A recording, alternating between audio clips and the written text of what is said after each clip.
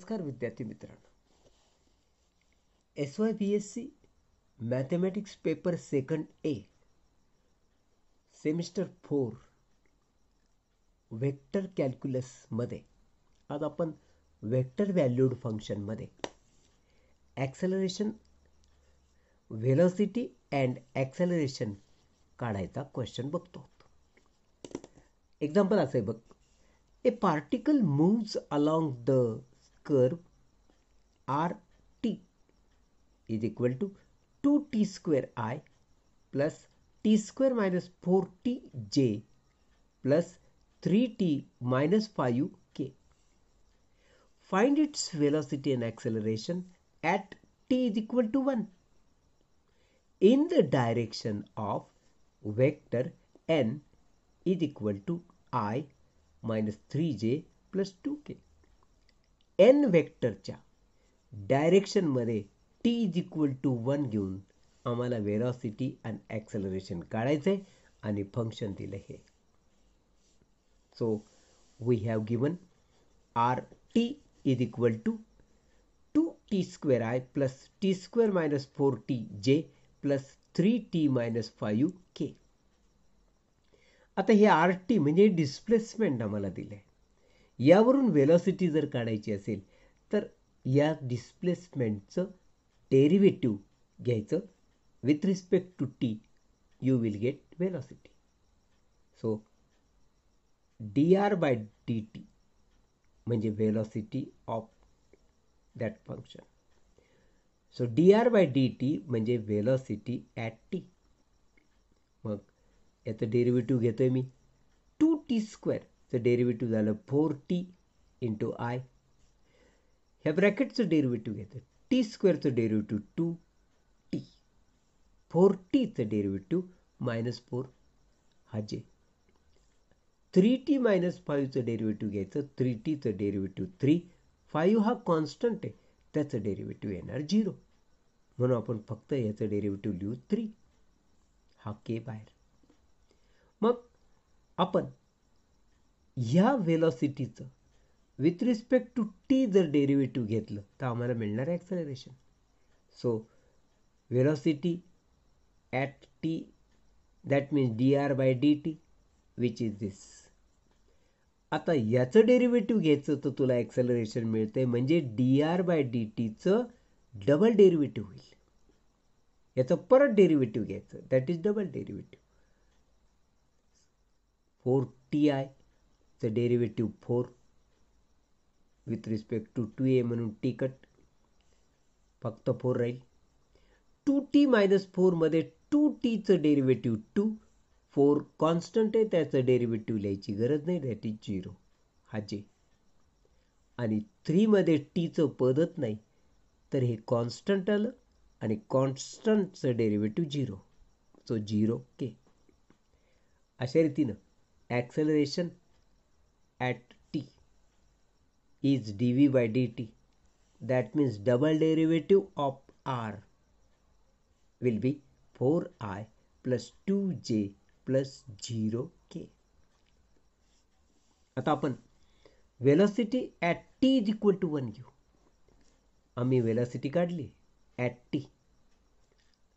या ठिकाणी जिथं जिथं तुला टी दिसेल तिथं तिथं तू 1 किंमत टाकणार.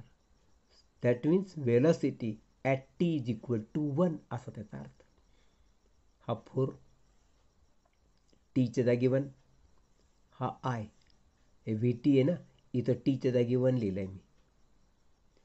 मग 2t टीच्या जागी 1 लिहिलं आहे, मायनस 4 जसाच्या तसा आहे जे.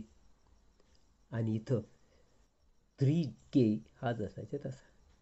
आता 4 on the 4 I, 2 into 1 2, minus 4 that is minus 2 j आणि 3k जसाच्या तसा. That means velocity at T is equal to 1 आली बघ, 4i minus 2j plus 3k.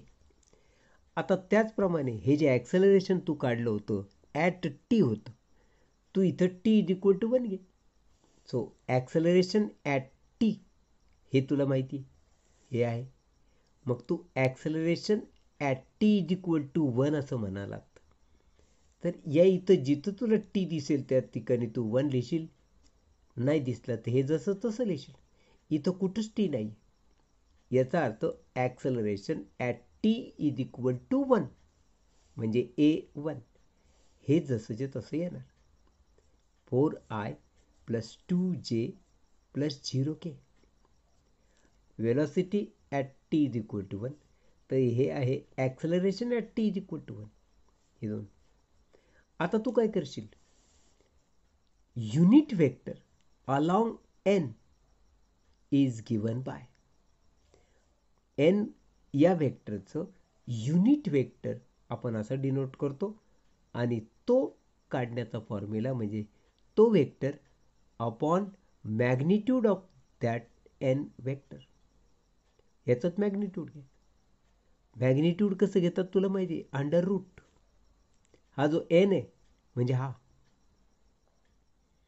त्याचे i, j आणि k, i, j, k चे जे कोइफिशियंट आहेत त्यांच्या स्क्वेअरची ॲडिशन करत असतात मॅग्निट्यूड ऑफ दॅट वेक्टर म्हणजे, आणि ते अंडर रूट लिहितात. सो मॅग्निट्यूड ऑफ n म्हणजे अंडर रूट, याचा कोइफिशियंट 1 आहे म्हणजे 1चा स्क्वेअर, जेचा कोइफिशियंट आहे -3 मग -3चा स्क्वेअर, आणि केचा कोइफिशियंट आहे 2 मग 2चा स्क्वेअर. हे आपण जर सोडवलं तर ते √14 येतं, आणि n i -3j plus 2k जसाच्या तसा आहे. सो हा झाला युनिट वेक्टर. या युनिट वेक्टरने velocity at T is equal to 1 आणि acceleration at T is equal to 1 याला n वेक्टरने, युनिट वेक्टरने मल्टिप्लाय करायचं असतं. तर आपण काय म्हणणार, thus velocity at T is equal to 1 in the direction of n is given by, so v into unit vector, हा प्रॉडक्ट घ्यायचा तुला माहिती, v at t is equal to 1 आपण जे काढलं होतं ते 4i minus 2j plus 3k होतं, हे v. आणि युनिट वेक्टर काय आलं आपलं, i minus 3j plus 2k upon √14. थोडक्यात या दोन वेक्टरमध्ये डॉट प्रॉडक्ट. हा डॉट प्रॉडक्ट आपण कसा करतो तुला माहिती आहे, आय आयच्या कोइफिशियंटचा गुणाकार, आणि आय इंटू आय 1 असतो म्हणून तो इथे लिहायचा नाही. सो 4 इंटू 1, या आयचा कोइफिशियंट 1 आहे, 4 इंटू 1 आणि आय इंटू आय 1 आहे म्हणून तो लिहिला नाही. प्लस सेकंड जेचा कोइफिशियंट, इकडचे जेच्या coefficient -2 into -3, -2 into -3, J into जे म्हणजे 1, केचा कोइफिशियंट 3 आणि इथं केचा कोइफिशियंट 2, गुणाकार 3 इंटू 2 अपॉन हा √14 जसाच्या तसा लिहिला. मग 4 6 6, that will give you 16 upon √14. This is velocity at t is equal to 1 आणि in the direction of vector, that is unit vector n. So velocity at t is equal to 1 in the direction of n is given by 16 upon √14. Now similarly, acceleration at t is equal to 1 आम्हाला घ्यायचं आहे, in the direction of n घ्यायचा आहे, म्हणजे तोच formula a, that means acceleration at t is equal to 1 in the direction of n is given by a dot n unit vector. So a 4i plus 2j plus 0k dot n काय, i -3j plus 2k upon √14.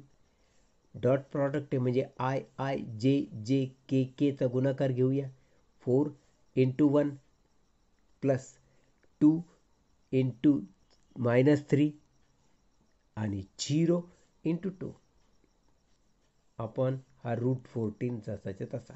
So 4 into 1 4, 3 2 6, minus आता झिरोच आहे म्हणून इथे लिहिलं नाही upon √14 आणि अशा रीतीनं यांची सबट्रॅक्शन आली -2 अपॉन √14 म्हणजे acceleration at t is equal to 1 in the direction of n is given by -2 upon √14.